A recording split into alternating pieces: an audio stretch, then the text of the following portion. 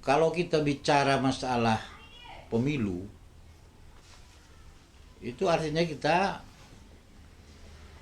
juga berbicara demokrasi.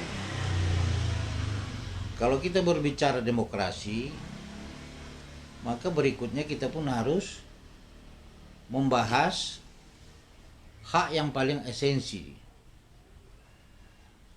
yang diberikan oleh negara, terutama yang diberikan oleh Tuhan kepada setiap individu manusia. Artinya apa? Bahwa pemilihan umum itu, ya kan, itu yang kita sebut demokrasi, ya kan, dengan segala macam bentuk sistemnya yang sudah dirancang oleh pemerintah. Yang esensi di situ itu adalah hajat hidup manusia untuk merubah nasibnya melalui sistem pemilu.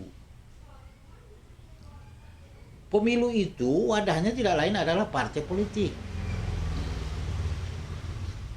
Membentuk wadah itu dijamin oleh Undang-Undang Dasar 45.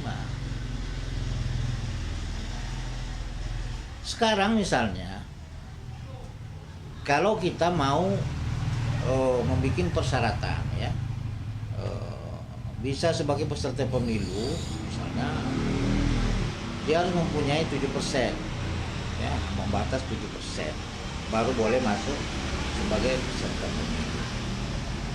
Ya kan, gitu kan? Lalu kemudian uji cobanya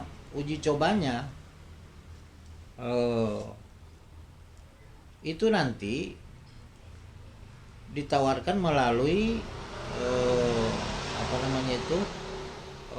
rancangan undang-undang. Rancangan undang-undang ini dibentuk sehingga dengan demikian nanti itulah yang menjadi alur main daripada pemilu. Nah,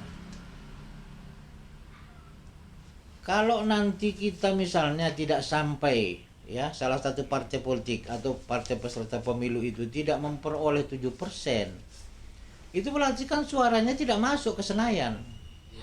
Wakil yang dia tunjuk itu, bismillah, dia masuk ke TPS, dia coblos itu si Udin, si Ali, si Mamat, ya kan, si Upi, entah siapalah itu nama dari partai yang dia suka itu.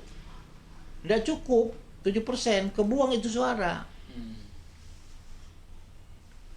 Sementara dia sudah punya hajat, punya niat, dia titip suaranya di situ, orang itulah yang akan memperjuangkan hajat hidup dia di sana, di Senayan sana, melalui jalur konstitusional. Tapi karena tidak dapat 7%, hilang itu. Ini yang mengkibiri, ini tidak benar. Sistem yang mau dibikin semacam ini tidak benar.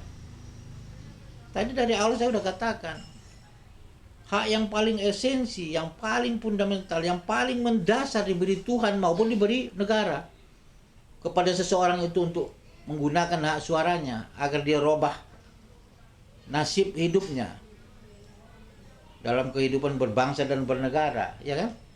Dia titip di situ.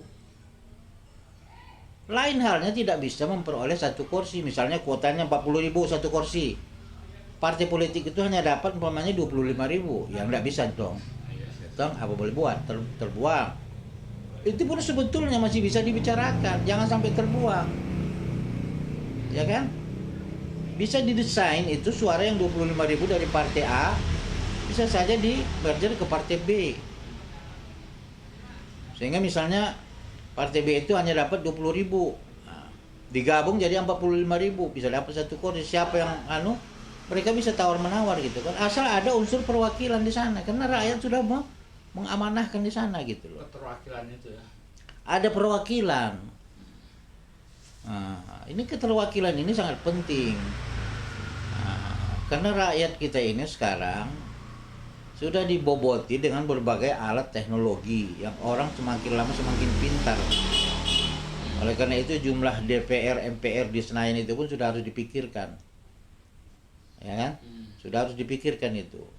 Kecepatan informasi yang diterima oleh rakyat ke bawah itu tidak sama dengan 5 tahun yang lalu. Nah ini harus dipikirkan juga gitu kan. Apa mungkin dinaikkanlah jumlah kursinya berapa gitu kan. Tapi kembali lagi, kalau ada niat atau hajat terselip di hati teman-teman di Senayan sana, di DPR sana, membuat persyaratan 7% itu adalah bagian upaya untuk membongsai atau bahkan barangkali membenamkan partai-partai yang akan muncul, sangat salah besar itu, sangat salah besar. Justru kita harus hidupkan ya gairah rakyat itu untuk ikut berpartisipasi dalam setiap kali ada pesta demokrasi kita melalui pemilihan.